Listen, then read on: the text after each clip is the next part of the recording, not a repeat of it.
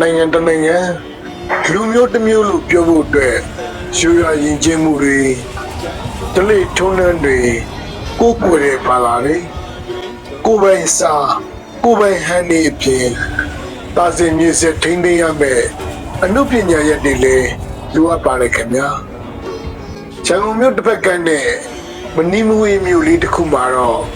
ဒီနေ့ထိရွှေရရင်ကျင်းမှုဦးလို့တဲ့ပညာရက်ကိုထိန်းသိမ်းထားတဲ့သူတွေအများကြီးရှိနေပါသေးတယ်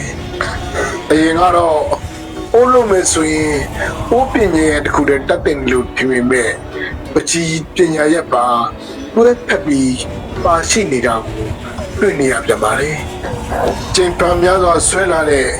ဥဘောကပကြီးကားတစ်ချာအကြောင်းထလို့နေပါပြီလို့ဆွဲသူကပြောပြပါလေသူမရဲ့စိတ်အစဉ်ဟာဒီပကြီးကားလေးပေါ်မှာပဲအာယုံဆုစိုက်မှုရှိပြီးကြီးမားလာတဲ့အခါချင်းတွေတဲ့ပကြီးကားလေးလှဖို့တာအာယုံများနေပါလေစေစပ်ပုံလက်ဆွဲတဲ့အနေထားအမှားရမရှိတဲ့သူ့ရဲ့အမှုပညာဟာသူမရဲ့တဘာကိုပြလို့နေပါတယ်သူ့ရဲ့ပညာနဲ့ဂုဏ်သိက္ခာကိုငဲ့ကွက်ပြီး DPG ကားလေးတစ်ခါဆိုရင်ဘလောက်ရတယ်လဲလို့တော့ကျွန်တော်မမေ့ပြခဲ့ပါဘူးချက်ပြုတ်ခြင်းနုပညာကို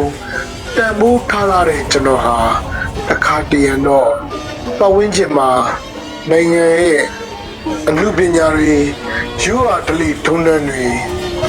တဘာဝလှတွေကိုတဝါကြီးရိုက်ပြီးတော့ကြည်သူတွေကို